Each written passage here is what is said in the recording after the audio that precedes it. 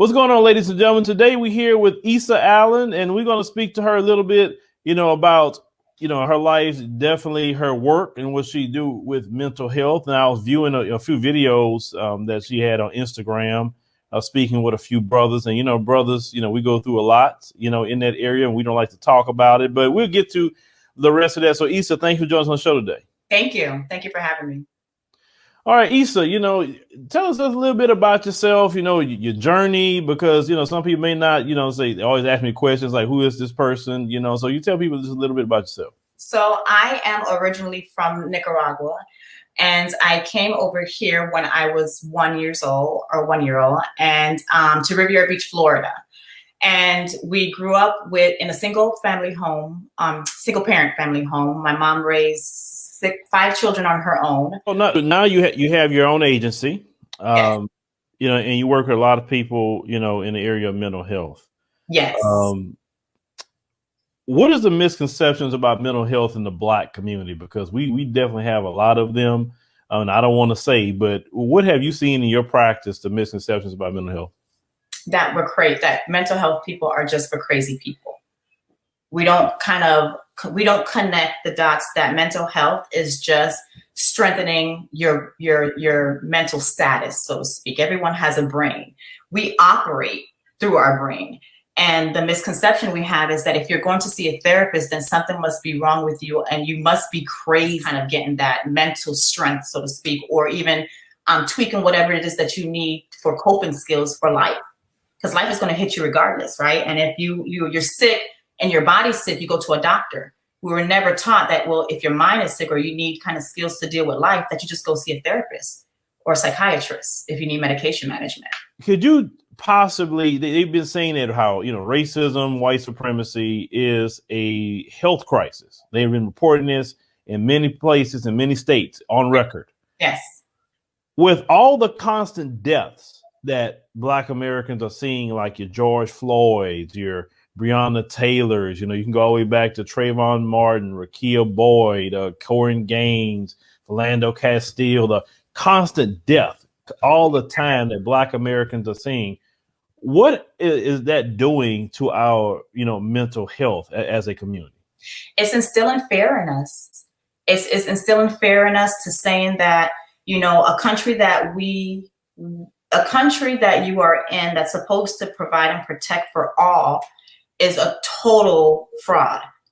You go out into this world having to deal with life in general, and now you're having to deal with just the other side looking at you as an enemy for no reason, for just being born and looking a certain way. When you are looked on as the enemy and you've done nothing wrong, it messes with your mind in a sense that you're not treated equally.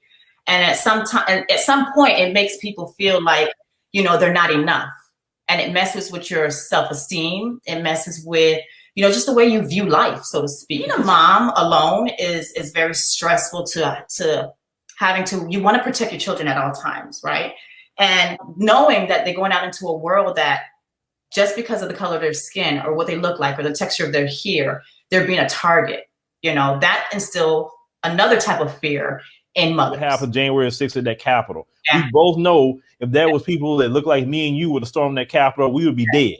On the floors, yeah. Yeah, on site. Mm-hmm. But these people, because of the color of their skin and because they have a system of white supremacy, we see the FBI come out saying that, well, we don't know, we could prosecute them all. We don't want to tie up the courts. But if it was people like me and you did it, they would build makeshift courts to prosecute me and you. Again, yeah. But that just goes to prove that it was built for them. You understand? So like they're in a system to where they're protected already. So the playing fields aren't the same. It's unequal. And it's almost as if, there's an unspoken rule book for 2 different sets of people. And that's not fair. And like you said, what do? So you just live in constant fear. You live in constant anger because you're always trying to not only defend yourself, but it's almost as if you feel helpless at some point. Black men, in my opinion, is the most hated man in the world, but yet the most copied and emulated man of the world. Try to, demonize our boys. because they don't know how to teach black boys. They want to say, oh, something's wrong with them. Oh, they need, special education, which that's not the case at all. You just don't know how to teach them. It's just bottom line. You don't. You have no care for them. And you have the little black boys grow up to black men. And there's a lot of black men walking around with a lot of issues. And I heard you kind of, talking to a few brothers about that. But in your experience, what are black men actually dealing with that they just won't say? They're dealing with the fact that, one, they don't feel appreciated. They're dealing with the fact that they're not heard. And it's not even, it goes deeper than in our communities. It goes to the homes, right? They don't even feel settled in their own home, or it starts from there to trying to get our homes together and getting our morals back and our standards and our family units, right? Because we're so stripped from that. We have a lot of single moms still raising, and it goes on single moms now. To me, it's like it went from families being the black families being broken up to now single mom. Then now it's the grandparents raising these children. The whole dynamic is just dysfunctional. And we have to go back to the basics, and more mentors needs to come in more. I love the fact that when I am doing my shows, the men are opening up, because it gives an opportunity or a platform for other men to see that they're not going through this alone. You know what I'm saying? It's almost as if it might be a universal thing where you can say that it's okay. It's okay to know that, you have these feelings, and nothing is wrong with you per se, but you do need to learn how to navigate those feelings and those emotions and to cope with them to become a better person, and that self-development, right? So to knowing how to move forward. And then, getting back to the family units and getting back to the community and then growing that way. But so when I was 8 years old, I remember my grandfather, he had took me to cut grass back in the day. And I remember when I made my first $20. Never forget that. And I asked him a question. I said, so if I work more, I can make more money, right? He said, yeah. He said, you don't ask nobody for nothing. You get it yourself. Yeah. I was told that at 8 years old. Yeah. So I said, oh, okay. So I started putting my little, writing down little things. And ever since I've been like a kid, I just refuse, not to, put myself in a position where I'm to be dependent on other people. Mm-hmm. Like I hate to ask people for anything. It took me a long time to even get to the point where I'm at now, where now we have a team, because for me, it's like I do it all myself. I don't need nobody. I'm good on my own, but eventually I do tire you out. So I was going to say it's twofold with that, because one, he's teaching you a valuable lesson of becoming a man on your own and standing on two ground. But I think that one of the key that our parents and our ancestors missed out on, not to their fault though, is that emotional support, is that emotional intelligence, so to speak, to teach you, it is okay when you need help to ask for help. You know what I'm saying? Or to learning or discerning the difference in, that you're a strong black man, and I'm teaching you to be a strong black man, but you're also a human, and you're also going to have life that comes and hits you.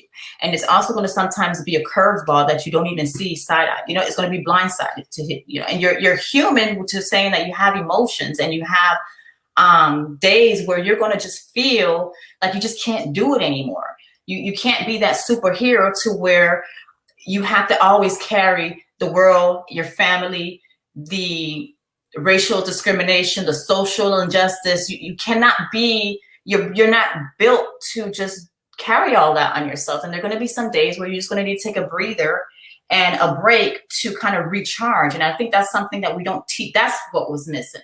You know what I'm saying? To recharge, and that self-care, that self-love, that the therapeutic aspect of it. You're not making six figures and above as a man. You're going to be demonized, and people going to look at you as you broke, especially in the black community. Oh my God. We come down hard on brothers, not making a certain amount of money. But how's that pressure affecting people? What I'm saying is a certain pressure that's put on even women to look a certain way, or men to have a certain amount of money. I think social media has a lot to play into that, the answer to that question. On social media, we are able to be our own directors for our own show, so to speak. And by nature, we don't want to speak on our negative or talk about or display any of the negative parts. So what you're going to see behind the screens or in front of our page, our show, if you will, is going to be all the luxurious things, all the positive things, even if it's not true. Sex sells, right? So that's why a lot of girls are making they're becoming influencers now. Like the influencers of the doctors or the lawyers or the person who has a college education, that's long in the past now. So now we want the girls who has the best body. So we're putting that into people's head now. That's the goal nowadays. And that's what you need to look like to become somebody or be that top notch of shelf for the men with money to come and pick from. The goal now is to become this person who either has the money or the person who has the perfect Coca-Cola shaped bottle. But forget what's inside. Forget the person who you are. Forget the standards again. Forget morals. But what is going to happen if you get sick and for a time and you can't produce that six-figure income? What's going to happen is what's happening right now. A rise in depression, a rise in anxiety, a rise in suicide, a rise in family dividing or division. And it's exactly what's unfolding now. Well, that's awesome. So, ladies and gentlemen, if any of you would like to talk to Issa and maybe need book a one-on-one with, our sister here, make sure you contact her. I'm pretty sure she will get back with you in a timely manner. And there's nothing wrong with having, a mental health, expert to talk to. Gentlemen, to contact Issa, she can definitely, help you. I'm pretty sure she's smart and I can see she has a lot of patience, because I know I was throwing some things at her just to see how she would wiggle a little bit. She didn't wiggle, so she's a professional. I will say that. All right, good deal. So Issa, definitely thank you for joining us today, and you be blessed.